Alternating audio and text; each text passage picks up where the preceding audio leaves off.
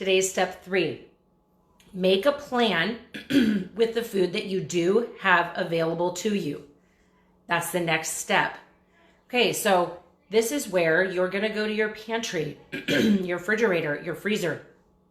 Create an inventory of what food you have available. For the majority of us, we have more food than we think we have.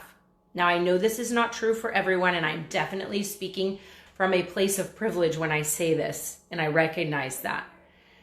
But for the majority of the people listening in here, we have more food than we think. So pull out a piece of paper, go to your pantry, write out every single item that you own. Catalog it, touch it, write it out. Go to your freezer, write out everything you have in your freezer. Go to your refrigerator, write out everything you have in your refrigerator. For the majority of people, you're going to have more food than you thought you did. Okay, and then you're going to create a plan with the food that you have available. And this applies also when you go to the grocery store. So let's say you go to the store. When you're there, I want you to focus on the food that is available, right? And then you're going to ask yourself, when you have the list of the food that's available, your fridge, your pantry, your refrigerator, your pantry, your freezer, and the store, what food do I have available to me? Then your question is, what can I create with the food that I have available? As soon as you start asking that question, your subconscious mind will engage and you will start creating solutions. But I'm going to teach you right now a strategy that I've used for a very long time that will help you specifically in this time. And I call it recipe-free cooking. I've been doing this for years, many years. When you can switch to recipe-free cooking in a regular world, you'll save time, money, and energy on your food. Right now, we have to do recipe-free cooking because we don't have access to all the ingredients that we're used to having access to. So recipe-free cooking, what is that? If you're not going to cook with recipes, then how are you going to cook? You're probably wondering that. So what I want to encourage you to think of food, think of a meal in terms of an equation rather in terms of a recipe. And when you think of a meal in terms of an equation rather than a recipe, you'll be what I call food flexible. And you want to be food flexible right now during these times. And if you want to hear the entire process on how to do this, you can go to my website.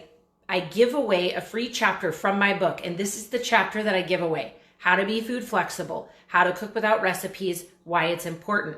So you can go to www.dinnerforadollar.co and you can get that free chapter and it'll talk you all the way through it.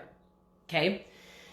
But what you want to do is you want to think through what is a healthy food equation, and even what is a food equation, right? So for me, a meal is comprised in our house, our food equation under normal circumstances is this: a meat plus a starch plus 2 veggies plus a fat plus a seasoning or sauce. So I'll go over that again. A meat plus a starch plus 2 veggies plus a fat plus a seasoning or a sauce. When you add those together, it equals a meal. If you can start thinking of food in terms of an equation that works for your family, so if you picture that equation written out and you substitute in any type of meat, okay, a meat, let's say ground turkey, plus a starch, let's say a rice, plus a veg. Okay, I have frozen mixed vegetables.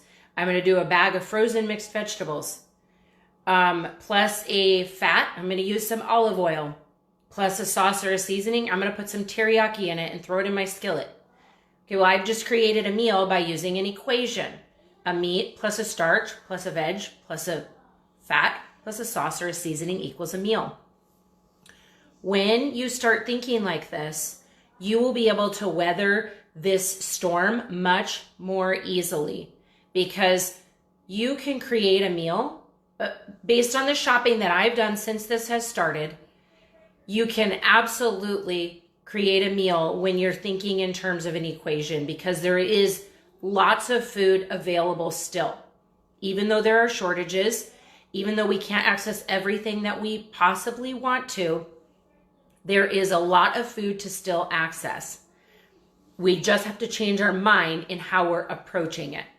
So if you want to learn more how to do this tip, cooking without recipes, then go to my website, www.dinnerforadollar.co, and download the free chapter. Now, in my regular life, does this mean I always cook without recipes? Absolutely not. I use recipes a lot. But I cook without recipes as often as I cook with them. Because in my regular life, it allows me to sub ingredients freely. I can find something cheaper this week, and so I sub that out. I don't have access to this week, and so I sub something else out. So it works year-round to save you time, money, and energy. But right now, it's completely critical. So hopefully this teaching has helped you. It's step 3 in my Sensible Food Solutions in Senseless Times. Take care.